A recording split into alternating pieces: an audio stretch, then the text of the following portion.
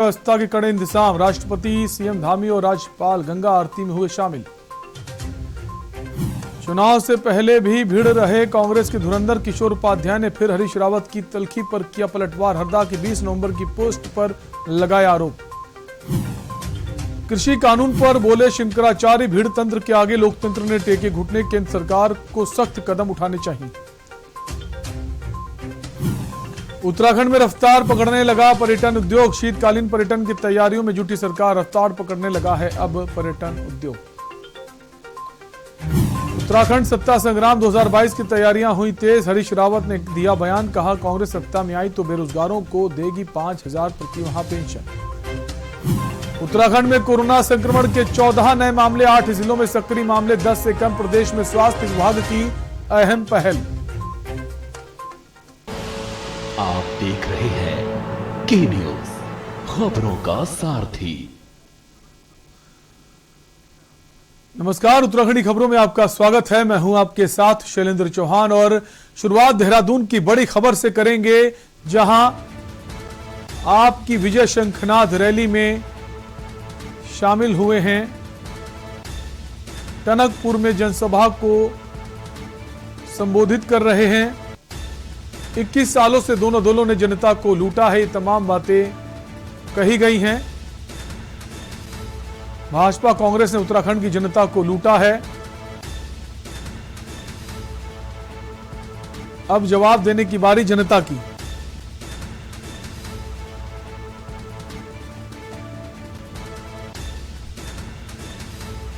महंगाई से आम आदमी का जीना दुश्वार हुआ है, जनता को अब जागना पड़ेगा। दिल्ली की तर्ज पर मिलेगी फ्री बिजली, पानी, स्वास्थ्य, रोजगार भी देंगे उत्तराखंड को। उत्तराखंड को देश की आध्यात्मिक राजधानी बनाएंगे।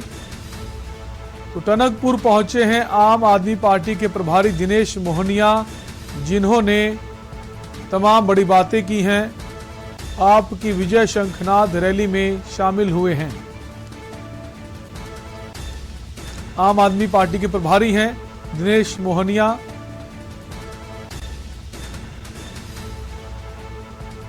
और जहां उन्होंने तमाम बड़ी बातें कही,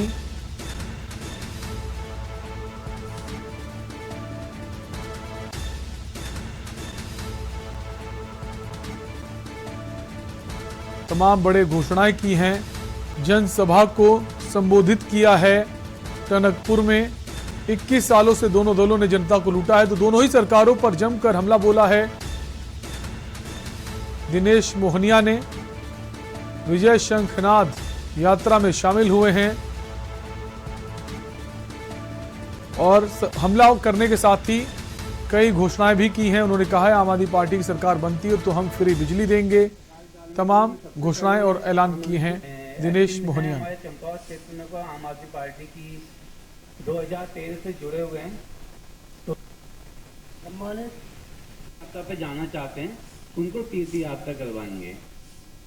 सभी बिंदुओं पर प्रकाश डालने के लिए मैं सबसे पहले आमंत्रित एक्टिव हैं हमारे चंपावत क्षेत्र में आम आदमी पार्टी की 2013 से जुड़े हुए हैं। तो टनकपुर में विजय शंखनाद यात्रा में शामिल हुए हैं उत्तराखंड के प्रभारी दिनेश मोहनिया। सबसे पहले आमंत्रित एक्टिव हैं हमारे चंपावत क्षेत्र में आम आदमी पार्टी की। आम आदमी पार्टी ने उत्तराखंड का प्रभारी बनाया है दिनेश मोहनिया को। उन्होंने दोनों ही सरकारों पर हमला बोला है और तमाम घोषणाएं की हैं, चाहे वो बिजली को लेकर हो, चाहे वो शिक्षा को लेकर हो। सरसों तेल जो 80 रुपए मिलता था, कितने का है? 200 का। मैं कल ही लाई हूँ 200 का आधा लीटर। अब लगा लो, अच्छा वाला तेल जो खा सकता है वो 200 का आधा लीटर खा सकता है, और हम क्या खाएंगे? कोई बात नहीं। तो अब ये सब चीजें जो है, इन चीजों एक मिनट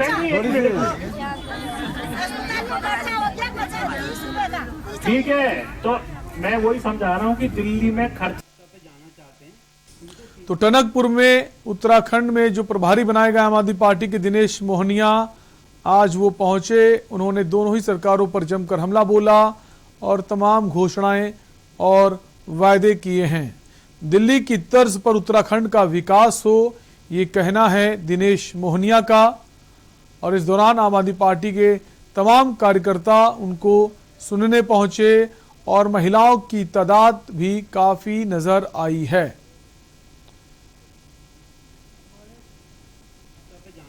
तो विजय शंखनाद यात्रा में शामिल हुए हैं आप प्रभारी दिनेश मोहनिया और दोनों ही सरकारों पर वो जमकर बरसे और अब उन्होंने कहा है कि उत्तराखंड की जनता को अब आम आदमी पार्टी के रूप में नया विकल्प मिल रहा है। आम आदमी पार्टी को जिताए और आम आदमी पार्टी उत्तराखंड में दिल्ली की तरह विकास करेगी। आपकी विजय शंखनाद रैली में हुए शामिल। टनकपुर में जनसभा को संबोधित किया। 21 सालों से दोनों दलों ने जनता को लूटा है। भाजपा कांग्रेस ने उत्तराखंड की जनता को लूटा है। अब जवाब देने की बारी जनता की है। 21 साल की बदहाली का हिसाब लेना है। महंगाई से आम आदमी का जीना दुश्वार है। जनता को अब जागना पड़ेगा। तो ये तमाम बातें उत्तराखंड के प्रभारी बनाए गए दिनेश मोहनिया ने कही हैं। विजय शंखनाद यात्रा में शामिल हुए।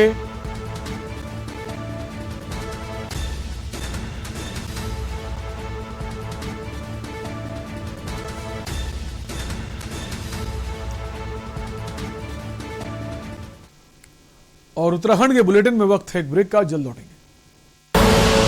आप देख रहे हैं के न्यूज, खबरों का सारथी। सुपुत्र मेडिटेशन गुरु बेहद नेक और पिताश्री थोड़े रंगीले थोड़े दिल फेंक। दोनों के अलग हैं रंग, पर दोनों का एक अनोखा स्वाद। कमला पसंद, अनोखा स्वाद।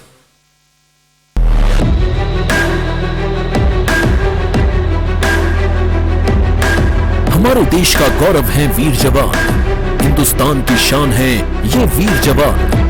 थल सेना, वायुसेना, नौसेना और अर्धसैनिक बलों के जवानों की वीरता और भारत की रक्षा शक्ति को मजबूती प्रदान करने के उद्देश्य से उत्तर प्रदेश में डिफेंस इंडस्ट्रियल कॉरिडोर की शुरुआत की गई। माननीय प्रधानमंत्री नरेंद्र मोदी के आत्मनिर्भर भारत अभियान और मेक इन इंडिया के लक्ष्य को पूरा करने के लिए यह मील का पत्थर साबित होगा। यूपी डिफेंस इंडस्ट्रियल कॉरिडोर इस अभियान में सारथी की भूमिका निभाने जा रहा है। माननीय मुख्यमंत्री योगी आदित्यनाथ जी के कुशल नेतृत्व में उत्तर प्रदेश में डिफेंस कॉरिडोर का निर्माण मिशन मोड में हो रहा है। ये एल आकार का गलियारा विविध संभावनाएं प्रदान करता है, जो प्रदेश के महत्वपूर्ण शहरों जैसे अलीगढ़, आगरा, लखनऊ, कानपुर, झांसी व चित्रकूट को जोड़ेगा। डिफेंस कॉरिडोर के लिए अब तक 4000 करोड़ के निवेश प्राप्त हो चुके हैं। उत्तर प्रदेश आने वाले समय में भारत को रक्षा उत्पादन क्षेत्र में आत्मनिर्भर बनाने के लिए महत्वपूर्ण योगदान देगा। सोच ईमानदार, काम दमदार।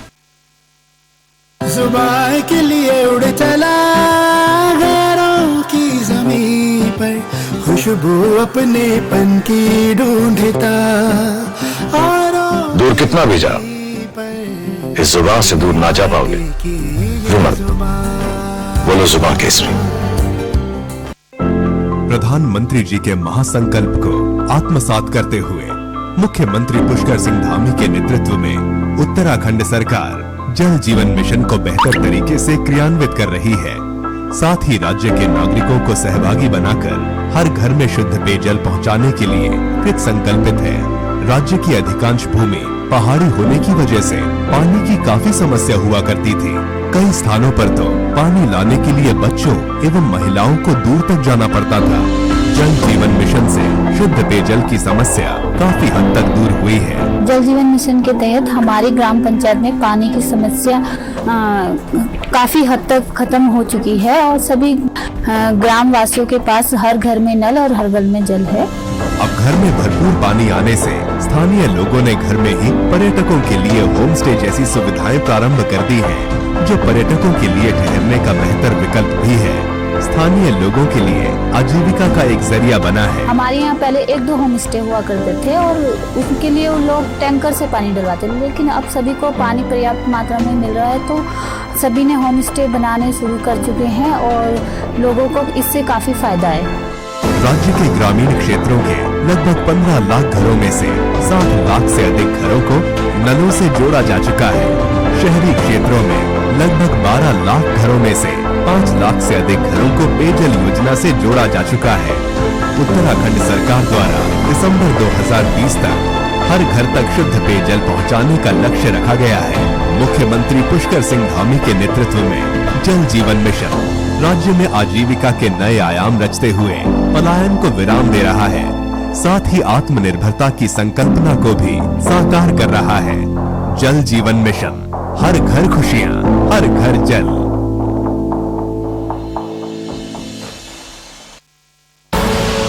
आप देख रहे हैं के न्यूज, खबरों का सारथी।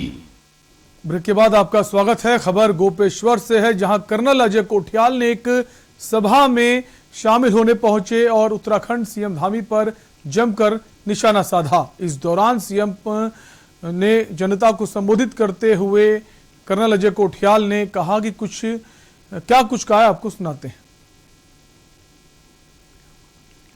जैसे बोलते हैं पुष्कर सिंह धामी जी, कहीं कुछ लोग मजाक उड़ा रहे थे, कहते हैं हर चीज रोकी गई है, खाली घोषणा हो रही कि हम करेंगे। तो वो कहते हैं देश कानून बोर्ड कुछ उधर भागी, वो कहते हैं भूल कानून कुछ उधर भागी, वो कहते हैं रोजगार बेरोजगार कुछ उधर भागी, वो कहते हैं बिजली पानी उम्मीद करते हैं कुछ कर भागी, वो कहते हैं महिलाओं का सशक्तिकरण कुछ कर भागी, वो कहते हैं बेरोजगारी थोड़े रुको कुछ कर भागी। आज कुछ कर भागी शुरू हो गया है। अगर कुछ कर भागी एक मुख्यमंत्री का स्लोगन बन सकता है तो फिर उस स्लोगन से ना मेरे को लगता है कि कोई भी उत्तराखंड में अच्छी नहीं हो सकती। हम तो कहते हैं अगर आप बनना चाहते हैं कुछ कर भागी और कुछ कर सकते हैं तो बहुत बढ़िया, और अगर आप नहीं कर सकते ना तो आप ऐसा करो, आप बन जाओ मत कर भागी, और उसके बाद में 3 महीने के बाद आम आदमी पार्टी आई हुई है, वो सब कुछ आपके जो जुम्मे हैं उनको ठीक करके मत कर को कुछ कर और कुछ कर को यस कर, और वो यस कर को करके सबके चेहरे पे रौनक लाने के तरीके बहुत अच्छे तरीके समाज को देगी। विधानसभा चुनाव 2022 के लिए चंद दिन ही बचे हैं। ऐसे में महिलाओं को साधने के लिए जहां एक तरफ कांग्रेस ने 40% महिलाओं की भागीदारी की बात कही, तो वहीं भाजपा भी केंद्र सरकार की योजनाओं का बखान करते हुए महिला वोटरों को साधने में जुटी है। इसी बीच चुनाव में महिलाओं की भागीदारी को लेकर बीजेपी ने कांग्रेस पर तंज कसा। पार्टी की राष्ट्रीय महामंत्री महिला मोर्चा दीप्ति रावत ने कांग्रेस से सवाल किया कि कांग्रेस महिलाओं की भागीदारी पर अपनी स्थिति साफ करे। कांग्रेस पार्टी का दोहरा चेहरा सामने आया है। कांग्रेस के पूर्व अध्यक्ष किशोर उपाध्याय एक तरफ कह रहे हैं कि 70 विधानसभाओं में महिलाओं को टिकट देने का दावा करते हैं, वहीं दूसरी ओर कांग्रेस प्रदेश अध्यक्ष गणेश गोदियाल ने कहा कि हम ना तो वो महिलाओं को टिकट देंगे और ना युवाओं को, सिर्फ जिताऊ कैंडिडेट को ही हम टिकट देंगे।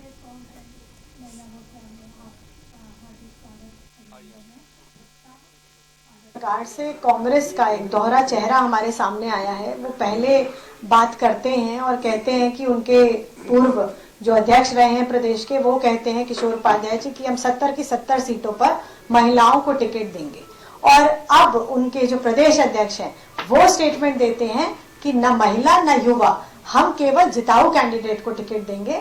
तो देखिए जिस प्रकार से वो यहाँ पर महिलाओं को और युवाओं को अलग एक भ्रमित करने की कोशिश कर रहे हैं, वो कोशिश कर रहे हैं, केवल वोट बैंक की राजनीति वो करते हैं। भारतीय जनता पार्टी चाहती है कि वो जानती है, और जिस प्रकार से हमारे प्रधानमंत्री जी यहाँ पर काम कर रहे हैं, जिस प्रकार से हमारे मुख्यमंत्री काम कर रहे हैं, और जैसे यहाँ पर भारतीय जनता पार्टी द्वारा चलाई जा रही, सरकार द्वारा चलाई जा रही जो हमारी योजनाएं हैं। विकासनगर विधायक मुन्ना सिंह चौहान को आज व्यासी बांध प्रभावित क्षेत्र लोहारी गांव के ग्रामीणों के विरोध का सामना करना पड़ा, जहां प्रदर्शनकारियों ने उन्हें काले झंडे दिखाए और जमकर उनके खिलाफ नारेबाजी की। विधायक मुन्ना सिंह चौहान जूडो परियोजना में आयोजित शहीद सुरेश तोमर जनजातीय सांस्कृतिक एवं क्रीड़ा प्रतियोगिता के समापन समारोह में बतौर मुख्य अतिथि शिरकत करने पहुंचे थे। वहीं दूसरी ओर ग्रामीणों के विरोध के सवाल पर विधायक मुन्ना सिंह चौहान ने कहा कि विरोध प्रदर्शन करना जनता का लोकतांत्रिक अधिकार है।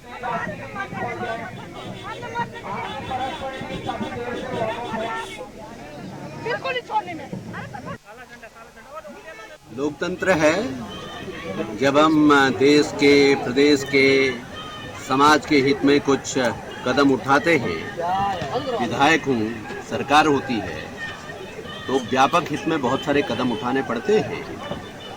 उसमें कुछ लोगों को नाराजगी हो सकती है और अपनी नाराजगी प्रकट करने का, लोकतांत्रिक तरीके से अपना विरोध करने का अधिकार हमारा संविधान जनमानस को देता है। हम उस विरोध का भी, उस लोकतांत्रिक अधिकार का भी सम्मान करते हैं। उनका कहना है कि मांगे नहीं मानी जा रही हैं। जैसा आपने मेरा भी वक्तव्य भी सुना होगा, बहुत तरह की मांगे अलग अलग संगठनों द्वारा जनता के बीच से आती है। सरकार उसका परीक्षण करती है, कुछ करने लायक होती है, कुछ कर पाना संभव नहीं होता। तो आवश्यक नहीं है कि हर मुंह मांगी मांग जरूर पूरी हो। 4 महीने पहले धरना प्रदर्शन चला तो हमारे बच्चों को रात में उठा लिया। धरना प्रदर्शन का जो हमारा यहाँ सब होता उन्होंने उठा के यहाँ पीएससी लगा दी थी। सरकार के आगे हम हार गए। आज हमने फिर ये सुना कि पानी भर रहे हैं तो आज फिर आए, कल भी आए थे, थोड़ा सा सुरेश के उसमें आए थे कि चलो उसमें हमारा भी योगदान रहे। लेकिन उसके बावजूद आज पानी भरना था तब आए थे। तो हमारा जो अध्यक्ष है इसका डूब क्षेत्र का नरेश चौहान, उसको आज सुबह ही इन्होंने जो है शासन प्रशासन के माध्यम से कहीं अंदर करा दिया या कहाँ ले गए। लेकिन हमें इस बात का दुख है कि क्यों सरकार ने इतना हमारे साथ कितनी अनदेखी कर दी। ये मांगे तो हमारी वही है, जमीन के बदले जमीन, लेकिन शासन ने, प्रशासन ने अभी तक हमारा वो जमीन के बदले जमीन का जो था वो नहीं किया है इन्होंने। क्योंकि तो आप लोगों को पता ही है कि भाई हमारी जो मांग है सन 72 से चली आ रही है कि ज़मीन के बदले ज़मीन देनी है करके। लेकिन इन्होंने क्या किया है कि भाई जो ज़मीन के बदले ज़मीन दे रहे हैं और परिसंपत्तियों का, जो हमारी परिसंपत्तियाँ हैं, ज़मीन है, उसका भी मेजरमेंट किया है इन्होंने हमारे बिना सहमति के।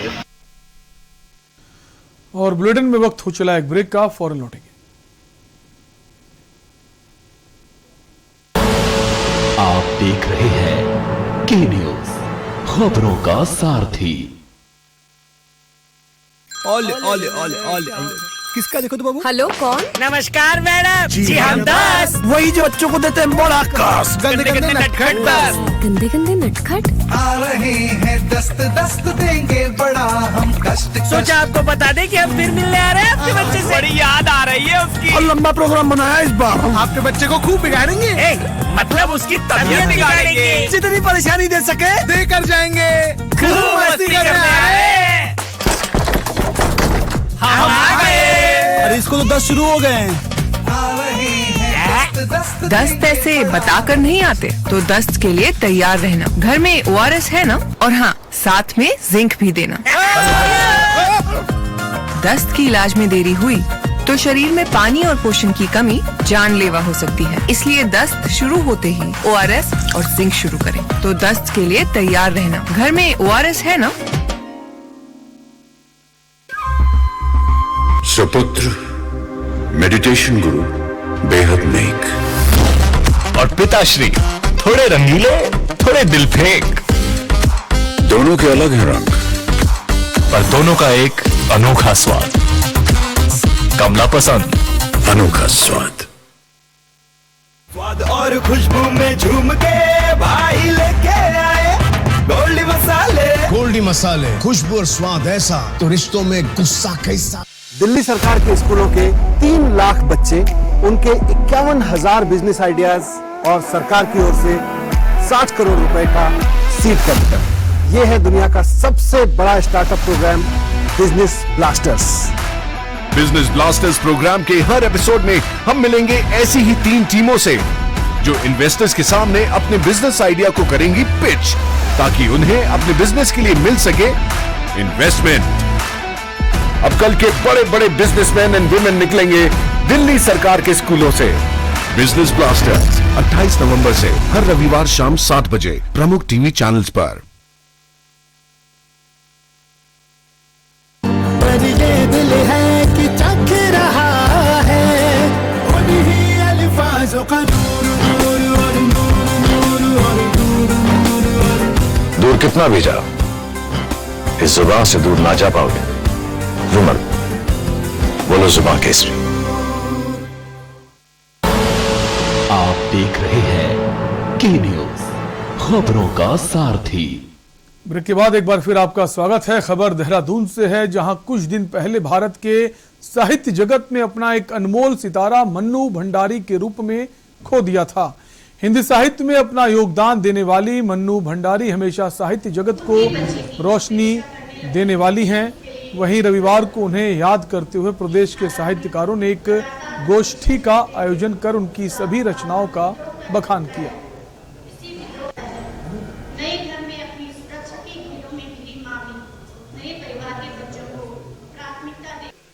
देखिए, लॉकडाउन के बाद हम सारे लोग जो देहरादून के साहित्य रसिक लोग हैं, साहित्य पढ़ने वाले, साहित्य को पाठक जो हैं, वो सब लोग बहुत अकेलेपन में थे। तो हमें लगा कि मन्नू भंडारी के बहाने एक तो सबसे मुलाकात हो जाएगी। एक ये विशेष बात थी जो मुलाकात की, और इस तरह की गोष्ठियों की हमको बहुत आदत है, हम हमेशा करते रहे हैं। पिछले 1.5-2 साल से नहीं कर पा रहे थे, तो एक शुरुआत करने की बात थी।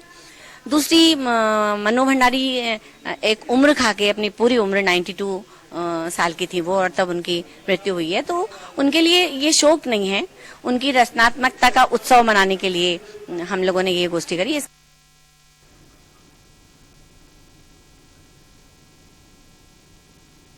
उत्तराखंड बिजली कर्मचारी संघ के संगठन मंत्री और मीडिया प्रभारी विशाल गुप्ता और यतीन धीमान ने संयुक्त रूप से पत्रकार वार्ता के दौरान यूजेवीएनएल पर कॉरपोरेट कर्मियों को बढ़ावा देने का आरोप लगाते हुए सूबे के मुखिया से इस मामले का संज्ञान लेने की बात कही है।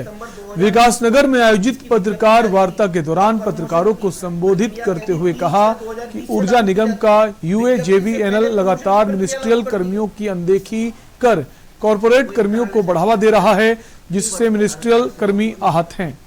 साथ ही उनके भविष्य पर भी संकट पैदा हो गया है। उन्होंने यूजेवीएनएल पर आरोप लगाते हुए कहा कि यूजेवीएनएल द्वारा कॉरपोरेट वर्ग के कर्मियों का नियम विरुद्ध पदोन्नति और बदलाव किया जा रहा है। वहीं उन्होंने मीडिया के माध्यम से सूबे के मुखिया पुष्कर सिंह धामी से इस मामले का संज्ञान लेने की बात भी कही। ऐसी कौन सी मजबूरी हो रही है जब फर्स्ट सेकंड में व्यवस्था है? देखिए, मैं आपको बता दूं कि ऊर्जा के 3 निगम है, यूजेवीएनएल, पिटकुल और यूपीसीएल। ऊर्जा के जो निगम है यूजेवीएनएल, उसमें मिनिस्ट्रियल कैडर को लेकर लगातार भ्रांतियां हैं। इसमें इनको 2 भागों में बांटा हुआ है, कॉर्पोरेट कैडर और मिनिस्ट्रियल कैडर। हमारी लगातार मांग चली आ रही है इसको समायोजित करके एक कैडर बनाया जाए और डेट ऑफ ज्वाइनिंग से सीनियरिटी लिस्ट बनाया जाए। इसमें 2017 ने भी एक कमेटी बनी थी 2017 में श्रीमती रघुमा बहुगुणा जी की, उन्होंने भी कॉर्पोरेट कैडर को अवैधानिक बताया था। और इसी बीच उत्तर प्रदेश के गोरखपुर से बड़ी खबर आ रही है। पुरानी रंजिश में गोलियां चली हैं। 2 पक्षों के बीच हुए विवाद में खूनी संघर्ष हुआ है। एक पक्ष ने दूसरे पक्ष पर हमला बोला है। 3 लोगों को गोली लगी है। एक की मौके पर मौत हो गई है। तो गोरखपुर से इस वक्त बड़ी खबर आपको बता रहे हैं, एक ने अस्पताल में दम तोड़ा है। मौके पर पहुंची पुलिस छानबीन में जुटी है। झंगहा थाना क्षेत्र के जदद्दूपुर गांव में यह घटना हुई है। पुरानी रंजिश में ये गोलियां चली हैं। दो पक्षों के बीच हुए विवाद में खूनी संघर्ष देखने को मिला है। एक पक्ष ने दूसरे पक्ष पर हमला बोला है। 3 लोगों को गोली लगने की खबर आ रही है। वहीं एक की मौके पर मौत हो गई है और दूसरे की अस्पताल में मौत हुई है। गोरखपुर से इस वक्त की बड़ी खबर आपको बता रहे हैं। मौके पर पुलिस पहुंच चुकी है, छानबीन में जुटी है। दो पक्षों के बीच खूनी संघर्ष देखने को मिला है। झंगहा थाना क्षेत्र के जदद्दूपुर गांव का ये घटनाक्रम आपको बता रहे हैं।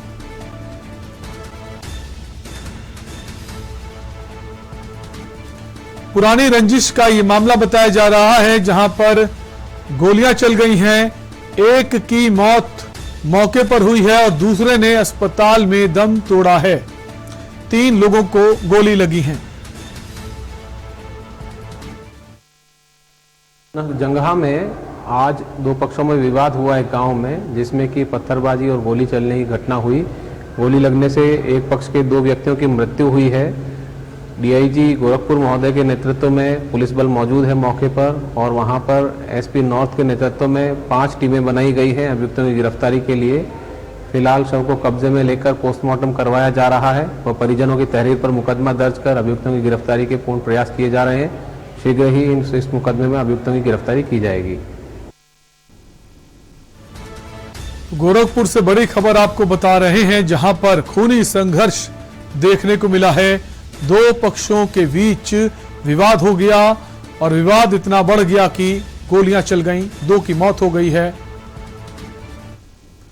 और फिलहाल के लिए उत्तराखंड की खबरों में आपसे लेंगे इजाजत। बाकी खबरों के लिए देखते रहिए के न्यूज इंडिया। नमस्कार।